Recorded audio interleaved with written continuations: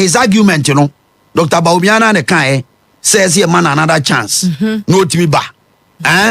If President Mahama, if President Mahama Owusu 1 million votes in 2016, right? Yes. It taken 8 years.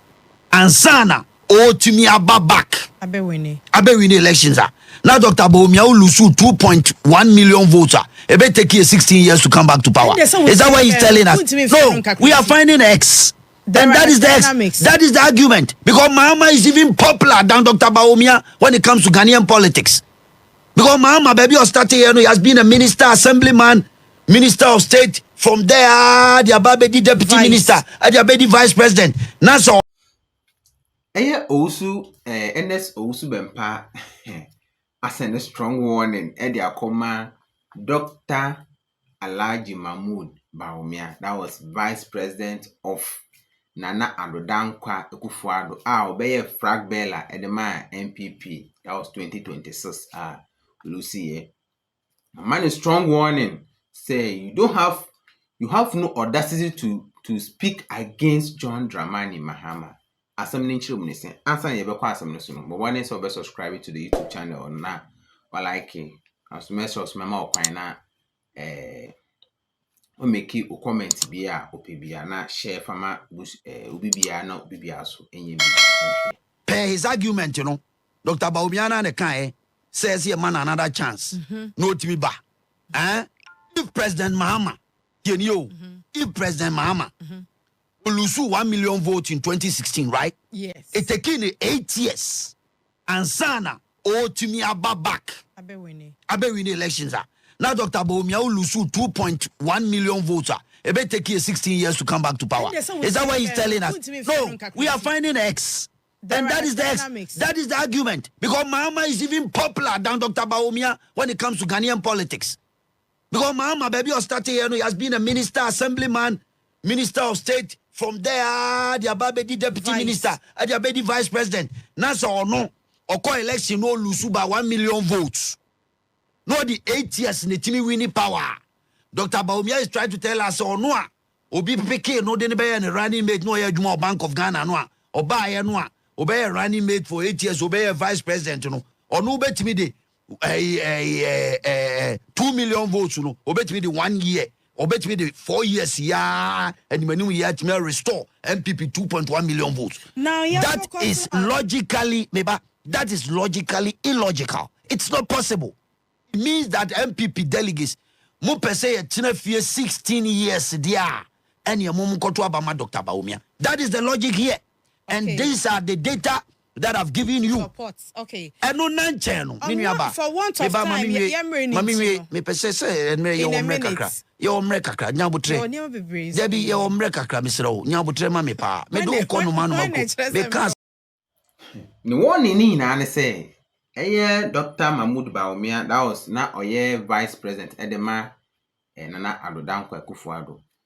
About Remu, that was 2016 to 2020, no 2020 to 2024. Nanado, the presidential era na obey. Or they buy and I say, or better no Kumjanoson. Nay, name say, Bawumia Ayobia, Usia economy, pa.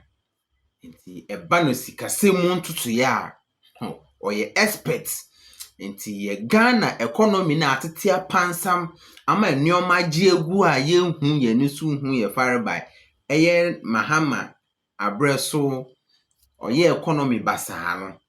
Ti Bawumia na rebe nkwande Bawumia oye so much intelligent and also nim economy ni mu no oba obetoto economy no manaye from 2016 waba eguso ni o me ekoso kodru ba bia afi na obi ashatin complaining oh na corona de no beji mu. Yes, I have a campaign platform. You see, Fiani, yes, Fiani, take you many. You know, any idea campaign. Say, Papa, be will ban to my or your council of elder. Or friend, was so Bempah. Maybe 2 months is in Biachi, now call come a party for what? And as the same in saying, say, you and I, Coco, ena koko fo no ye de hwe ye busua na yakoso ai nananom ana de koko ena ye nkrofo aye no omuti kumase fie so makoto bus na bus no mato mo driver o de koba na o soja ni no oja no oja ma na busua fo no matwia ena yenso ye koko ase o yenso ase to bus ni bi de kokumase ba na bus no driver ye de share ne sa ono wi ye no ye fa no kwakuado ana kwakuado etrest ya na chi no so de car no e de ebeko odi ebeko no eno se o mpe mate bia se obi ba eno odi be mate no odi akọ eti odi mate no ba ye no a odi ase ena amanfo sha se mate we de yempe so odi be ko no onka ya o mate yi oni ka yi o efia won ti aye ni ba bi o ena kwakuado se chinchina sa mate we no odi be ma na edi akọ kaye penifo bam ayemfusi nkonya kae kwakuado si no odi obi ba ene be ni mate ni si kwaso ene yeko na kana bomnam na taya pa ni aso ye de banka kanka ye bedu kono na kwakuado so abre yesi ono kro pe so kogina home enti no wo kope ba bi atena afedi yesi na potential drivers a maba ewo abusua ni mu weso obekọ weso odebekọ efo bi ba je ka no a munfesti ano mame na mia na mde bekọ munfesti ano mame obi aka obi aso ntie na ye distia ye abufuo ye nua ba akokra de ono de o se ono no kwaku ala o so ndi onko no dan na chi na o so kokumase ba ko ondi onjuru ba asiri bi no koye ene ye de ayi ma no ye maka isu hwi sawam ni ade kai ko sha menemu se grim ebinum atikwa pai ebinum ani ahunu ka de tie da baby we da ni ese e ko free ambulance aba na driver no bai empenifu atete bus ni mu no a yesi e kra driver e de car foforo aba me e de akokumase no na obi ba no ano ye mate na obegistia no a odi akohwe ase a ye prepra ono kra bruzu a animguase atu ye ne ye no o se yen sanfa sia no man no sanfa en konkran papa ne se Owusu Bempah anka wo aka sa baase wo befo o se wo aka befo baase na mpanifo bi na omuti driver na chi no still la me first year ne mo bi ba jeke no fe enko ana papa ne busa se wo aka befo baase wo aka befo nku aka befo baase na buo mfini e dia ko sham na donko be mu ama yenkrofo e no mu ko race na di kan kura akoto party aba o mu besi akokumase afa ni etwe baase ba ko ahihye ni ye ni e di akọ na mu festi anu ma mi bie ma sa begina o se festi anu ma no fe enko wo aka befo na no India ha aeroplane bi ko hwe ho a epra na pilot na mpra no asori abasa betra eyi pilot echi se opeso odi buko eyi a wo ka befo India ha ya na eyi si ye plane crash aya odi ko she school da bi na nyame ani no afofie da se o sori baya no obi kura hu no airport kura za akwa ne na ho so obetwi player mirika obi betu no nyamrika ketwa we are going to choose leadership not flag bearers we are not going to choose individuals we are choosing a leader Ghana for beton oni ma se ba madam friend DC ni bi ka kire o se den o se Owusu Bempah mo de mumbom humusuo na mfa Dr. Bawumia mra mo de ne ba ye bebosi sa no kan before election o ka sa ma me ne giachnie me ne giachnie se ye be wini Northern vote ye be wini zongo vote ne dia be kan de ye be wini elections no o se me ka kire o Bawumia de mo de ne ba ye nko campaign and these communicators were saying it we thought it was a joke election time was on my campaign. Yes, I had a campaign for platform. Yes, CCFI. Yes, CCFI. Take your money. No, idea campaign. Whilst NDC was in the hamlets, villages. Sir, as deputy director of communications. Deputy director of communication. We saw almost a brave Sikaza from your campaign.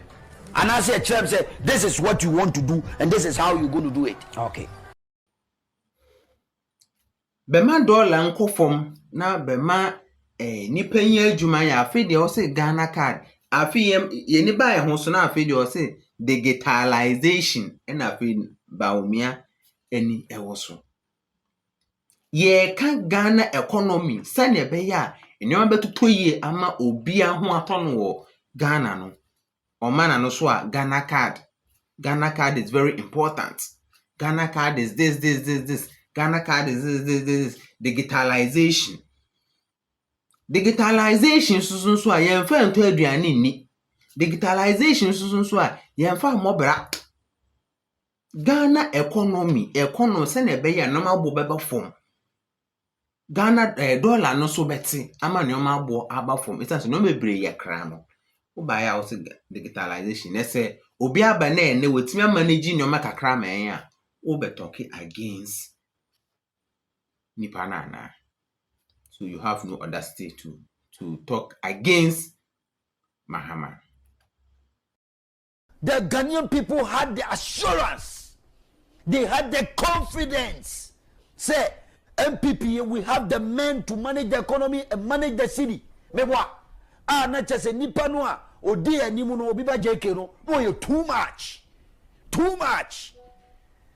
Yen him say, and when it comes to say, Ghana 42 million Akufuadwa, the uncle Dakra economy, no, the HS, ya tino say, you messy no. Ya bed dribble or muti say, you know. What you say? But you go to a point of say, na ye obiba JK, ya the question but towards obiba JK and answer.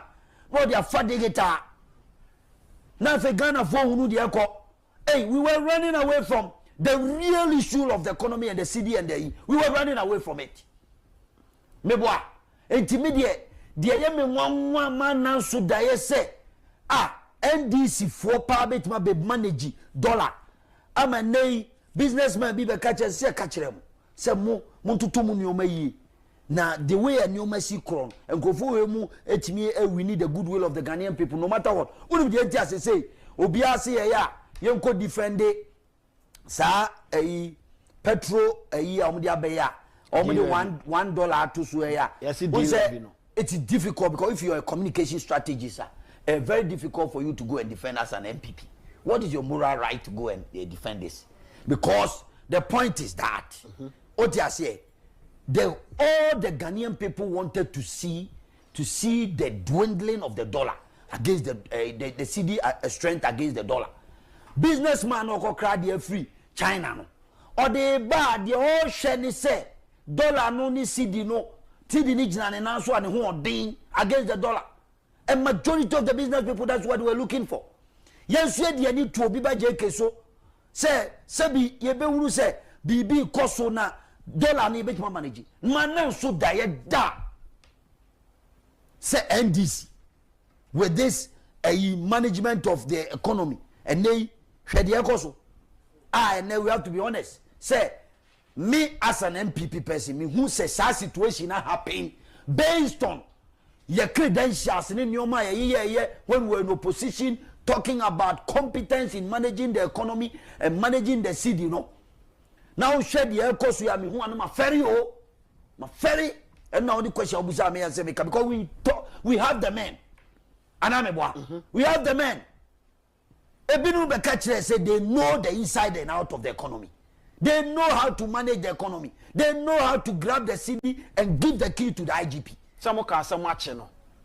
Am a man rocking out the MT IGP and you key into all. Yeah. You are saying CD not praka. We don't have any moral right at this moment to criticize the NDC because we have failed in all flaws. Failed. And we need to get the moral high ground before we can criticize the NDC. If you don't have the moral high ground, we can never do that. Except a dishonest politician.